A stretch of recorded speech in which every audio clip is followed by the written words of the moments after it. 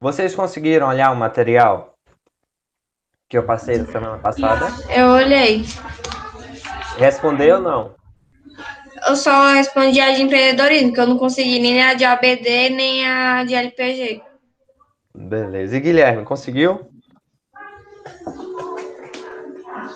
Consegui, não. Não, não conseguiu olhar, não? Não. Certo, vamos lá.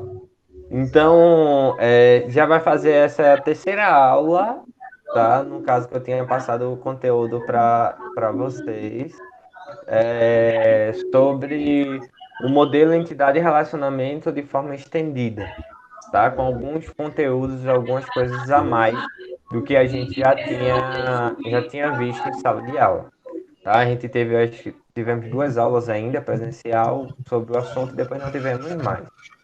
Então, vamos lá, tá? A gente está fazendo tudo isso. Eu já tinha explicado sobre isso daqui. Estamos estudando essa parte de entidade e relacionamento para que a gente possa entender como é que se comportam esses dados em um banco de dados. E aí a gente tem que um banco de dados ele é representado como um conjunto de relações. Eu já tinha falado sobre isso, mas aqui só para a gente se situar novamente. Se eu pergunto aqui a vocês, Ana Luísa, qual curso Arnaldo Antunes ele está fazendo? De acordo com esses dados na tela.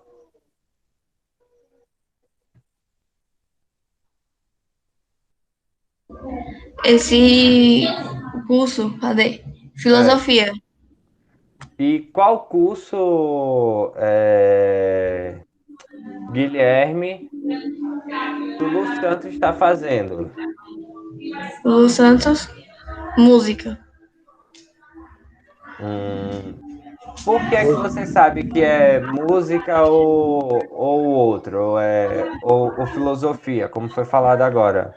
Pelo código. Pelo código. Esse código está presente, ou desculpa, o nome do curso está presente nessa tabelinha que vocês estão vendo aí de aluno? Não. Está Não, presente em curso, não é curso. isso? Mas sendo que existe um elo entre aluno e curso, que é o código do curso, correto? Então, com isso, a gente consegue pegar e fazer essas relações todinhas e extrair informações, extrair dados, armazenar, guardar coisas dentro de um banco de dados e por aí vai. Mas o primeiro passo para que a gente possa construir isso é a gente construir nossos diagramas, tá? Conceituais, que são os diagramas do modelo entidade e relacionamento. Então, aqui na tela, a gente já. Opa, desculpa. A gente já falou sobre cardinalidade, quando a gente tem uma cardinalidade de um para um. Então, por exemplo, um funcionário gerencia um departamento e um departamento é gerenciado por um funcionário, tá? E assim a gente falou sobre todos os tipos. Falamos na aula retrasada sobre autorrelacionamento, que é quando uma entidade se relaciona com ela mesma, mas com papéis diferentes. Então, um funcionário ele é gerenciado por um outro funcionário que vai ser o seu líder. E esse funcionário que gerencia, que é o líder, ele gerencia vários funcionários. É a mesma coisa, por exemplo, se a gente colocasse aí aluno e representante, aluno com os papéis de representante de sala. Então, um aluno representante de sala, ele gerencia ou representa vários outros alunos e cada aluno ele é representado por um único representante de sala, tá? Então, falamos sobre autorrelacionamento, falamos sobre os atributos em relacionamentos. Então, a gente viu que cada entidade ela pode ter atributos que são suas características, tá? Por exemplo, um aluno. O que é que a gente pode usar para descrever um aluno? Um nome, um CPF, sua matrícula, endereço, telefone, e assim por diante, tá? Disciplina, código da disciplina, nome da disciplina, tá? Agora a gente tem atributos que eles são relacionados, tá? À ocorrência do relacionamento. Em outras palavras, o atributo ano, nota e frequência que vocês estão vendo aí na tela, ele só existe quando existe o relacionamento de aluno cursa disciplina.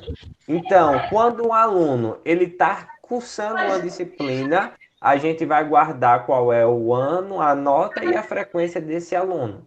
Mas dentro daquela tabelinha que a gente viu aqui agora de aluno, a gente não vai ter esses atributos. Dentro de disciplina, a gente também não vai ter esses atributos. A gente vai ter dentro do relacionamento. E isso vai ficar mais claro para a gente quando a gente estudar o mapeamento desse modelo relacional, desse modelo conceitual que estamos estudando agora para um modelo relacional, que é estilo aquela tabelinha que estava aqui no primeiro slide, tá? Então, continuando, a gente viu agora assunto da aula passada foi herança, tá? Então, a gente viu que a gente pode generalizar ou especializar uma entidade dentro de um modelo ER e assim dividir em categorias cada entidade. Então a gente tem aqui que um cliente ele pode ser pessoa física ou ele pode ser pessoa jurídica. Todo cliente pessoa jurídica ele é cliente. Toda pessoa física também é cliente. O que diferencia aí dessa herança são essas características é que pessoa física, pessoa jurídica como filho ou como entidade especializada de cliente, a gente tem que pessoa física ela tem CPF e Estado Civil. Pessoa jurídica não. Pessoa jurídica tem CNPJ e inscrição estadual. Então são atributos que pertencem a elas e não pertencem a cliente. Então nessa situação, se eu perguntasse a vocês quais são os atributos, todos os atributos que a gente tem de pessoa física, a gente vai ter o ID cliente, o nome, a profissão, o CPF e o estado civil. Por quê? Porque pessoa física é uma entidade especializada de cliente. Ah, e quais são os atributos de pessoa jurídica? É apenas CNPJ e inscrição estadual? Não.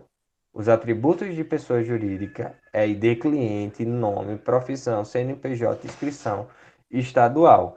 Esses são os atributos de pessoa jurídica, certo? Então, vamos só aqui. Então, vamos continuar. A gente viu também entidade fraca. É uma entidade que depende de outra para existir. Então, quando a gente diz que um hospital tem vários ambulatórios, como está aqui marcado na tela, a gente está falando que só tiver aqui. Ah, pronto, fica melhor para vocês verem. Então, quando eu digo que um hospital ele tem vários ambulatórios, eu estou dizendo que um ambulatório que pertence a um hospital, ele só existe se ele tiver um hospital. Ou seja, ele não existe sozinho, tá? Olha só, um empregado ele pode ter vários dependentes e um dependente ele depende apenas de um empregado. Nessa situação aqui, empregado, ele pode existir os dados? Pode. Vamos lá, o nome do empregado, etc e tal, tá? Mas dependentes, ele pode existir sozinho de forma isolada? Não. Por quê? Porque quem depende depende de alguém ou de alguma coisa. Então ele precisa necessariamente estar vinculado a uma outra entidade. Então esse conceito que aí a gente vai dizer que ela vai ter apenas uma chave parcial, tá? Mas que vai depender da chave de uma outra entidade, é chamado de entidade fraca. Então, entidades fracas têm uma chave parcial que permite identificar unicamente entidades fracas relacionadas a uma mesma entidade forte. Então, nessa situação, empregado é uma entidade forte e dependente a entidade fraca. Isso foi assunto da outra aula que eu expliquei bem direitinho, tá certo? E aí a gente entra no assunto da aula de hoje. Todos esses relacionamentos aqui que a gente estava vendo até agora são relacionamentos ou binários, tem duas entidades, tá? Ou unários, que é quando tem apenas uma entidade se relacionando com ela mesma, ou também chamada de autorrelacionamento. Agora a gente vai para o relacionamento ternário. O relacionamento ternário é o relacionamento que envolve três entidades, tá? Então, eu tenho aqui fornecedor, deixa eu botar aqui para fornecedor, eu tenho projeto e tenho peça, tá? Então, como é que eu vou fazer essa leitura aqui, professor? A gente não estava acostumado. Se a gente tirasse aqui, se a gente apagasse essa parte aqui de peça, certo?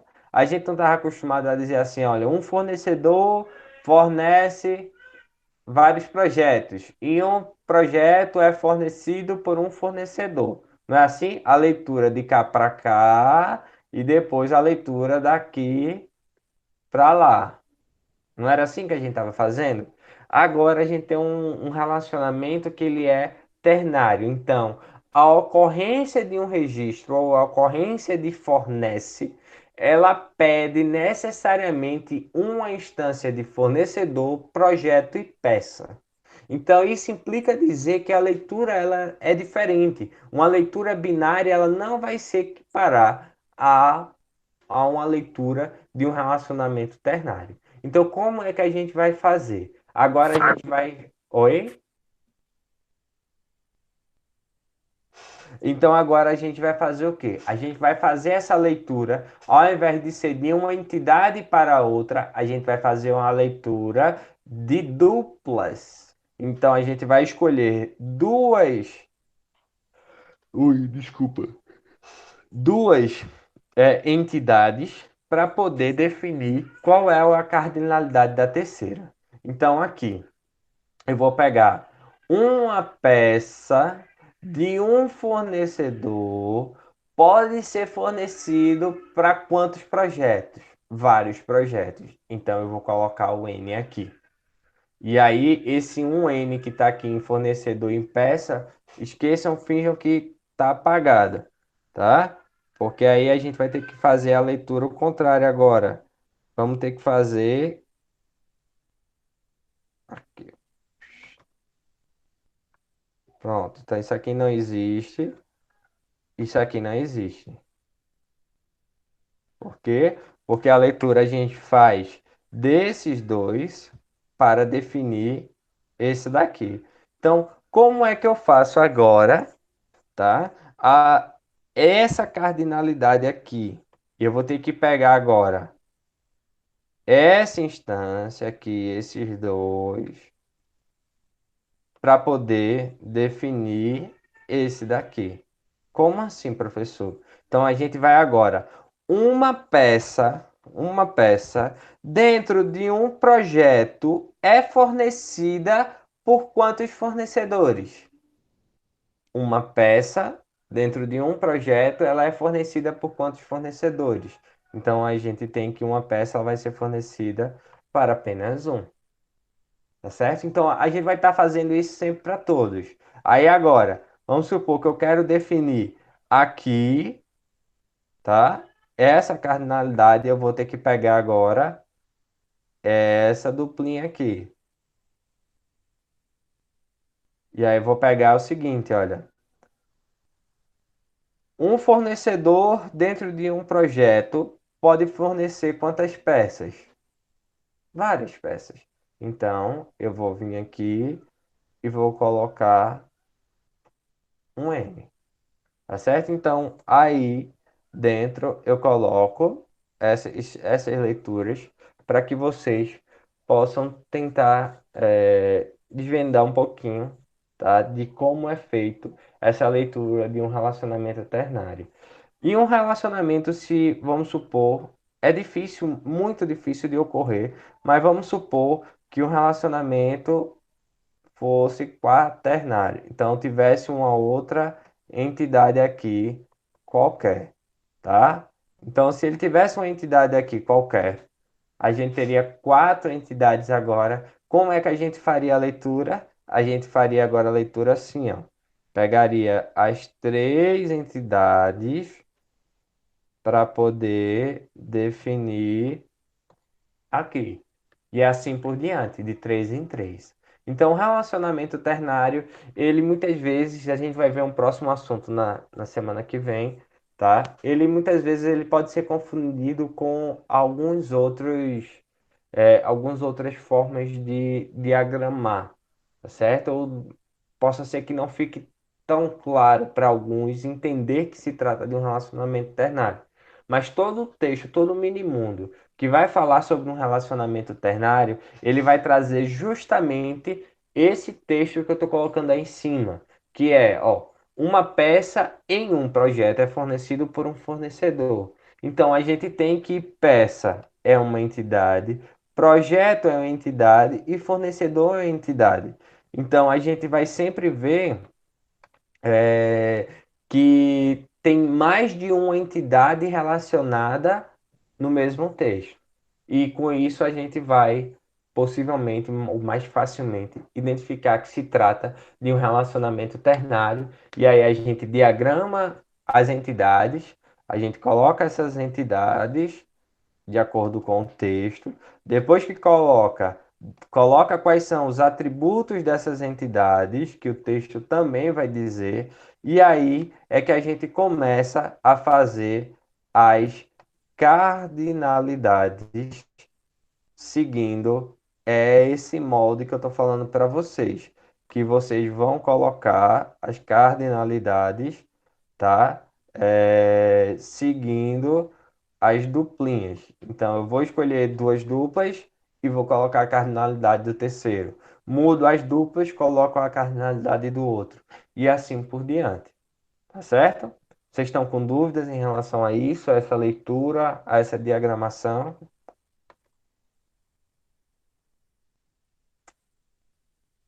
Podemos ir para lógica de programação. Ana Luísa, Guilherme, Rosa.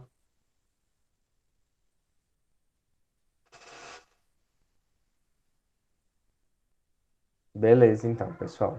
Vou encerrar aqui. Já eu volto.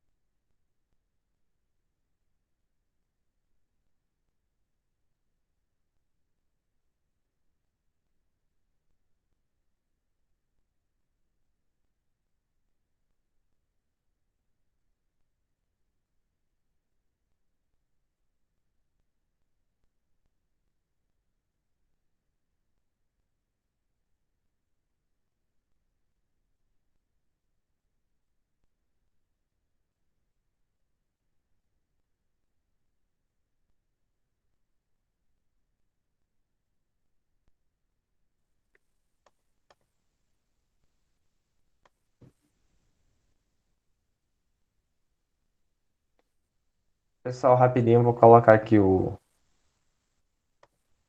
coisa só porque continuou gravando. É só para poder salvar.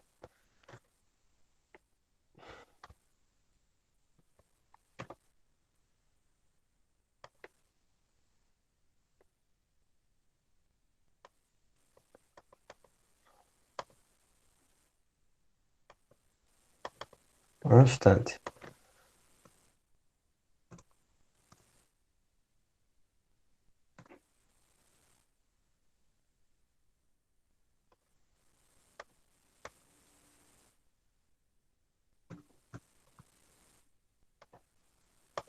Vamos lá agora para banco de dados, ou lógica de programação. Cadê a apostila?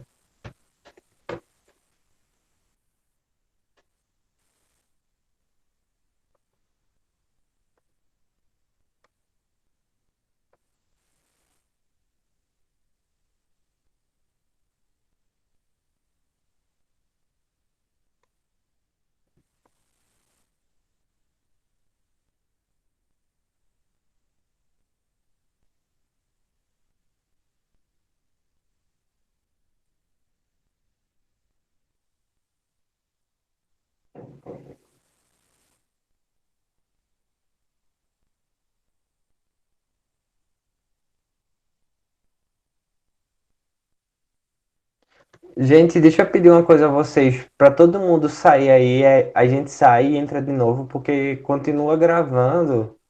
E eu já pedi para cancelar para gravar, porque depois que cancela que salva. E ainda tá gravando e não tá saindo. Vamos sair todo mundo e a gente entra de novo, por favor?